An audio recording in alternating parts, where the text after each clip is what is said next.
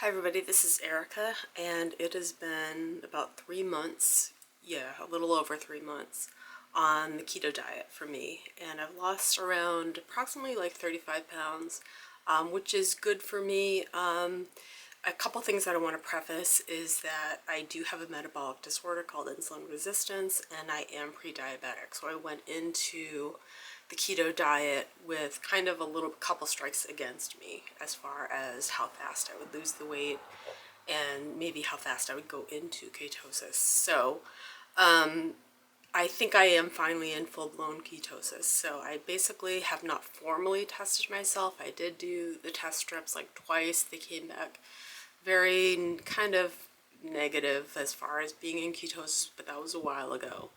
And I really kind of am hitting all the markers of someone being in full ketosis. So like reduced appetite, ability to go much longer periods between meals without eating, having really no cravings, just an overall energy, just kind of surge. That kind of thing is what I'm experiencing right now, which I think is a sign that things have changed in how my body is metabolizing food. So, but I did want to talk about some of the downfalls that I experienced on the keto diet, and I think if I had known these going into it, I would have gone maybe a little bit of a different route. So overall, I am happy with the keto diet. I think the benefits far outweigh the negatives. But I did want to talk about some of the side effects that I experienced on the keto diet, so that someone else can kind of maybe weigh those or factor those in if they're considering going keto. One is that I do have a predisposition to depression, and when you suddenly rip out refined carbs, which are known for giving you like a serotonin boost and kind of like having an effect on your dopamine receptors and all that kind of stuff, it's going to affect potentially the way your brain chemistry is working. And I did have a couple of days of feeling really, really down, if not depressed, and just kind of feeling very negative and having a lot of negative self-talk.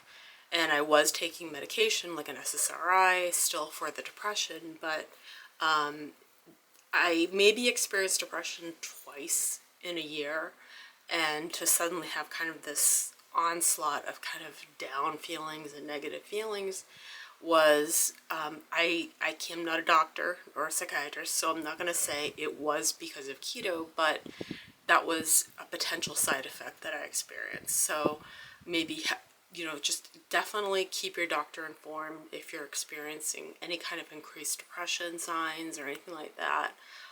Let them know about any dietary changes you're making that are pretty drastic, which the keto diet is pretty drastic from the standard American diet. And the other thing that I experienced on keto was a couple of days of severe fatigue. Like I could most closely link it to what they term the keto flu, which is when you kind of feel like I felt perpetually cold.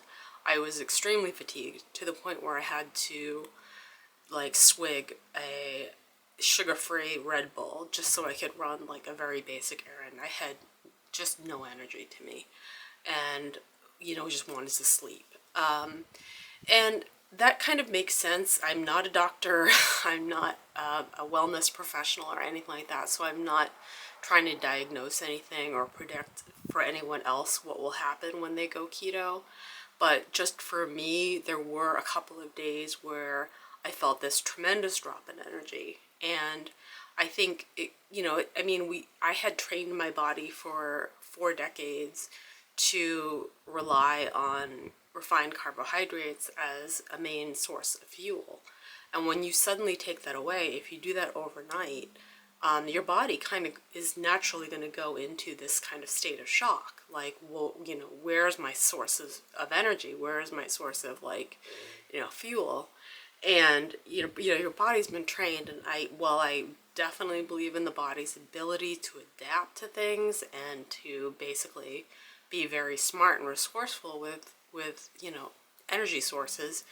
It is a very drastic thing to do to the body, is to, you know, especially if you've been kind of a carboholic like I have. I think my dad called me the most Italian Asian he's ever met. Like, I just love pasta, I love like white carbs, you know, things like that. And then to just suddenly overnight cut those out completely, I think put my body into kind of this like state of shock, like where it was like trying to adapt and trying to go more towards fat as fuel.